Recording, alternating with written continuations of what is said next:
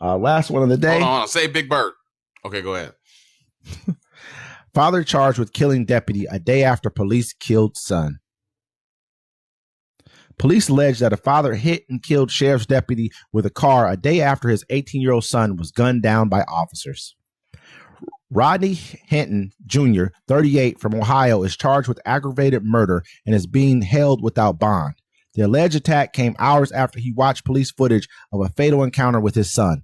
Lawyers for Hinton family say. Cincinnati police chief said there is a connection between the two cases, although there has been no suggestion that the father knew the deputy who died. Ryan Hinton was killed after brandishing a gun at police during a stolen vehicle investigation, police say. A gun was found at the scene. There is no indication he fired it. The deputy, who has not been named, was directing traffic outside of the University of Cincinnati graduation when he was fatally struck about 1 o'clock local time on Friday. In a court hearing on Saturday, prosecutors alleged that Mr. Hinton, in a way that was calculated and premeditated, lined up his car, deliberately accelerated his car, and purposely caused the death of an on-duty deputy sheriff. Dozens of officers reportedly packed the courtroom during the hearing. At 10 on Friday, Mr. Hinton and his family members had gathered at their lawyer's office to watch police footage of his son being shot to death by police. Lawyer Michael Wright said in a statement that Mr. Hinton became understandably distraught watching the police body cam footage and was unable to finish watching the video. The meeting included members of the Cincinnati Police Department.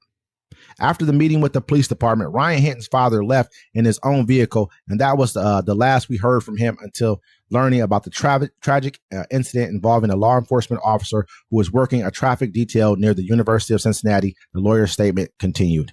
This is unimaginable tragedy for this community, it added. Ryan Hinton's family is heartbroken by the tragic turn of events, and we are all devastated for the family of the officer who was killed.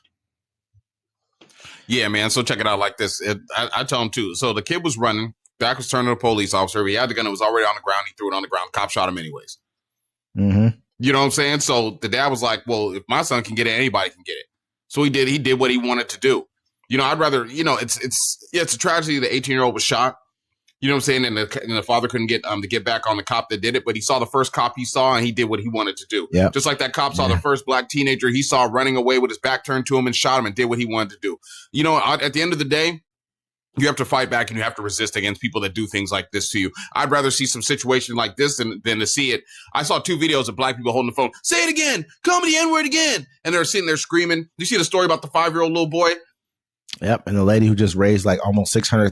$600,000 trying to protect her family because she called a 5-year-old boy a nigger multiple times. I'm tired of seeing them little videos. Stop being little bitches and do something. And his dad did something. You know what I'm saying? Like, I always tell people like that too. I'm like, I hope the police don't fuck with my kids, bro, because you'll see the depths I'll go for my seeds. And my kids, you know, we have law enforcement in our family. You know what I'm saying? But I mean, it's a tragedy and sad, but it's a long time coming. It was a tough scene to watch him in the courtroom. You know, as he's being arraigned for the charge. They said Saturday. It's crazy. I'd never even heard of a Saturday court before in my life. So obviously this was that serious where they wanted to get him in there immediately to arraign him. But the courtroom was packed with officers. I mean, they were standing all up behind him. It was like an intimidation type of thing, not only with him, but with the judge as well. It wasn't even like a regular courtroom, really. It was like there was no sitting room in here. It was like they were just basically piled in behind this guy, all standing at him with stone face, kind of looking at him like he's wrong. I'm not saying that he's not wrong because he killed someone who had nothing to do with it. But at the same time, you know what I mean? Your child gets killed.